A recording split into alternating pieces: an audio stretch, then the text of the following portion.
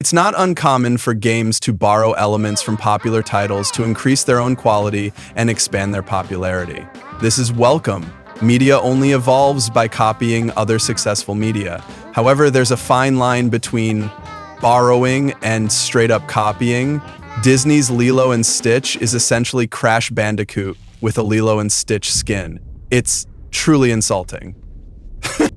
The developers don't even try to hide the fact that they are blatantly copying Crash Bandicoot. The gameplay is exactly the same. The enemies are exactly the same. Nothing about this game is original or unique in any way, shape, or form. If you've played Crash Bandicoot, you've already played this game, albeit a version that is absurdly better.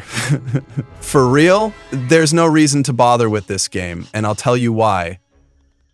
For one, even though it desperately tries to be Crash Bandicoot, it fails on so many levels. Jumps feel clunky and just don't work properly. The gameplay is a mixture of pathetically easy and frustratingly difficult, and the only reason that the game ever becomes difficult is due to the god-awful game design. I don't know why this game exists, and I'm sad that it does. The Crash Bandicoot similarities become shockingly apparent when players go from controlling Lilo to controlling Stitch. Lilo uses a voodoo doll to attack people by pressing circle and getting in close, but Stitch uses a spinning attack. This attack is exactly like Crash's attack in Crash Bandicoot. Not only do the attacks look the same, but they sound exactly the same as well. It's appalling. I've never discovered a game that is such a blatant copy of another, more popular game that also manages to be so terrible that it is depressing. The only thing that saves this game some face value is the one unique gameplay mechanic that it does incorporate. Both Lilo and Stitch can collect items that they use to help them in the game. There is a voodoo doll that Lilo can use that summons the fat man with ice cream from the movie Crashing out of the sky to crush any enemies.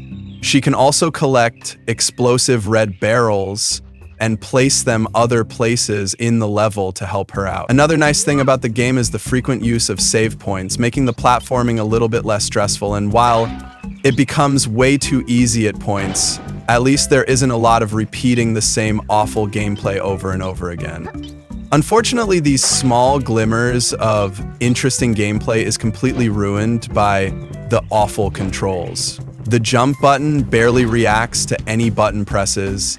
Lilo's butt bounce attack is especially unresponsive.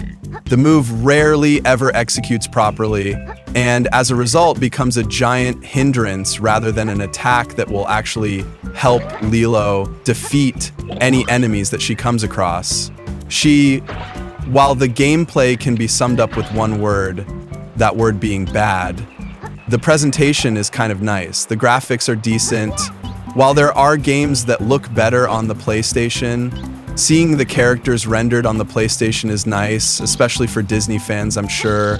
The art style is rather impressive, but that's the best thing I can say about this game. Instead of using normal cutscenes, the story in Disney's Lilo and Stitch is mostly told through film clips cut from the feature-length film. While this isn't a big deal, the clips do a very poor job of setting up the storyline. They jump around and fail to show key plot points.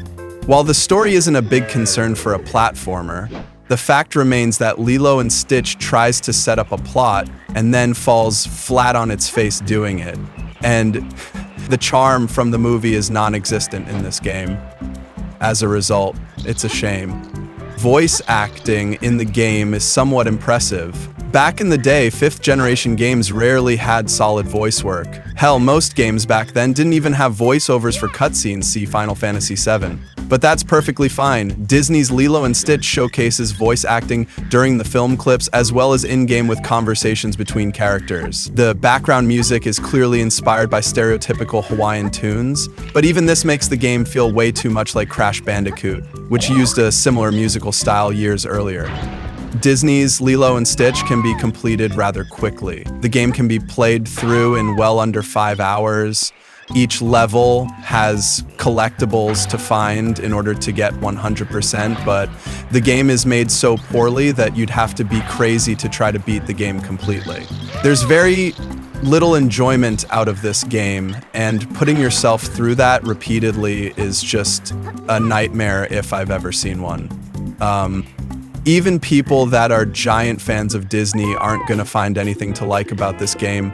Disney's Lilo and Stitch is a giant waste of money, and even its somewhat impressive presentation has no chance in saving it.